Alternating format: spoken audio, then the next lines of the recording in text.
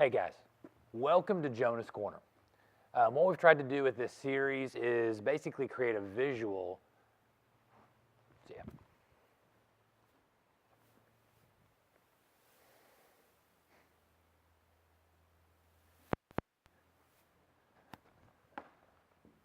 Hey parents.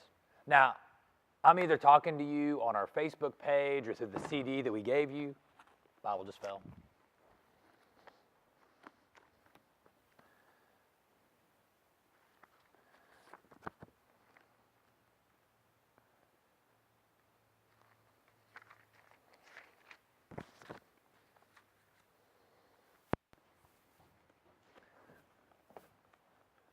Hey parents, Kevin Little here, pastor of Kid Life here at GLR, and just wanted to talk to you for a few minutes. This is the series you've been waiting for. Now, you may not have realized it was coming, you may not fully embrace what it means, but we are talking all this month about obedience.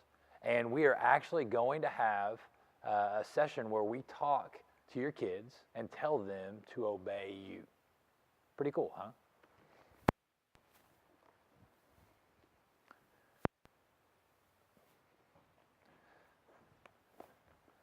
Parents, this is the month you've been waiting for. You may not have realized it, but trust me, it is. This month is the month that we're going to talk to your kids about obedience. And you may be just getting giddy at the thought that we're going to be telling your kids to obey their leaders. And you are one of their leaders. Obedience is simply this: trusting those who lead you by doing what you're asked to do. Now, you may have dreams of what we're going to be able to accomplish, that you'll walk in and for the first time you'll tell your son, go clean your room. And he will say, yes, sir. And he'll hop up and he'll go to his room like a Robotron person thing. This is a good time.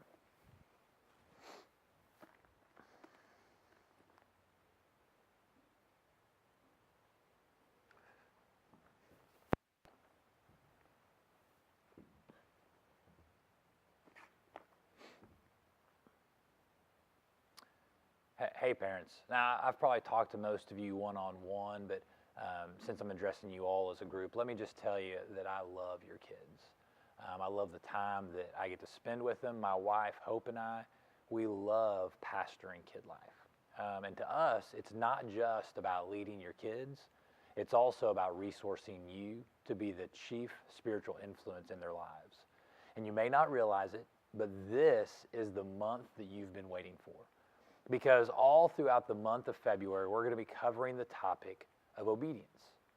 We're going to be asking your kids to obey their leaders, and you are their chief leader. And so you may be getting giddy about the idea of what kind of behavioral change you're going to see in your kids. I mean, you're going to tell them to brush their teeth, and they're going to do it. Personal example. My kids love to play more than brush their teeth. Maybe you can relate to that. I don't know. You may be dreaming of the fact that you're going to tell them, hey, go clean your room. And they're going to hop up like robots and just go. And maybe it'll happen. God's Spirit can do those types of things where He moves in the hearts of kids and they just grab hold of a truth and begin to do it.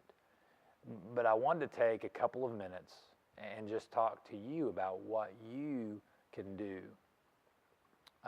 to build obedience into your children. Obedience, the definition that we're using goes like this: trusting those who lead you by doing what you're asked to do.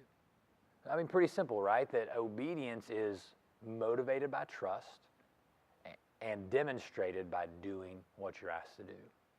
So if you want to build your kids' capacity for obedience, you can do that simply by building trust in that relationship. So here's two ways that you can build trust in your relationship with your kids. Number one, you can manage expectations, that you can meet expectations. So that when you build an expectation of what you say, whatever it is, that they know that that really will happen, whether positive or whether negative. So for instance, if you say, kids, Today after work, we are going to go get ice cream. Well, you need to meet that expectation, because anytime we speak, we create an expectation. And if we don't meet it, it costs us trust in that relationship. And it doesn't matter whether it's with our children or whether it's with our spouse or whether it's with our coworkers. When we speak and create an expectation and don't meet it, it costs us trust. The opposite of it is true as well, that if I speak and create an expectation and then meet that expectation, then I build trust. So again, we need to meet expectations in the positive, but also in the negative. I am very careful with my words to my kids, because anytime I speak creating an expectation, I always want to follow through. So there have been some times that my quick temper and perhaps wit and my quick words have gotten me in trouble. So there have been times that I've walked into a room, seen it messy, and said, if these toys aren't picked up in 3 minutes, I'm throwing every single one away. Unfortunately, I have said that, and unfortunately, they did not clean, and I had to meet the expectation because I want them to be able to trust me, and so I had to do it. And then I had to go and I had to apologize, not using these words, but basically for being an idiot, for being so loose with my tongue. But again, if we can meet that expectation, it'll build trust. So that's the first way that we can build trust, is by meeting expectations. The second way is that we can build trust by responding consistently. And again, the story that I told just a second ago is a great example of not responding consistently. It's a great example of just getting caught up in the moment and responding more in my anger than in the way that I planned on responding with the consequence that I've already considered, responding to misbehavior in a way that I've already planned. Because when your kids don't know who's going to walk through the door after work, it's hard for them to build trust. But if we can get control over ourselves, and parents, I'm speaking to myself as much as I'm speaking to you right now. If we can get control over ourselves before we walk through the door, whatever that looks like, whatever that means, and however that has to happen for you, but if we can, depressurize as we're driving home, so when we walk into the home, we're the same person every time. Rather than our kids not really knowing, do I run up and hug daddy? Do I stay back from daddy? Is mom going to hug me? Is mom going to snap at me for something that I've done? But if we can build that habit, if we can build that ritual as we come home of how we're going to kind of depressurize from work so we can respond consistently to our kids once we're home, when we do that, we build trust. And if we'll do that, then our children, because of that trust, will respond to obedience. I mean, they know that when you speak, you mean it, because you've built a habit of meeting expectations. And they can build also, they know how you're going to respond to things because you've worked very hard to respond consistently. There's a verse in Ephesians that I come back to as a parent, and it follows a verse we're going to be talking about this weekend with the kids. That verse goes like this, Ephesians 6:1-2. Children, obey your parents in the Lord, for this is right. Honor your father and mother, which is the first commandment with a promise, that it may go well with you and that you may enjoy long life on the earth. Man, that is the command to the children, that they're called and commanded to obey you. And it brings a blessing in their life. But this is the command for us. Listen carefully.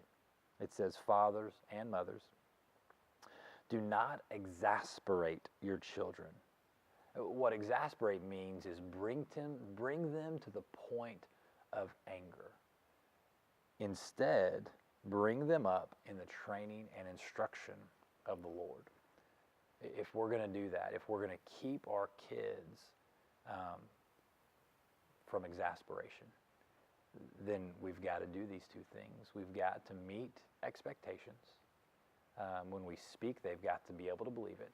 And we have got to, we've got to respond consistently.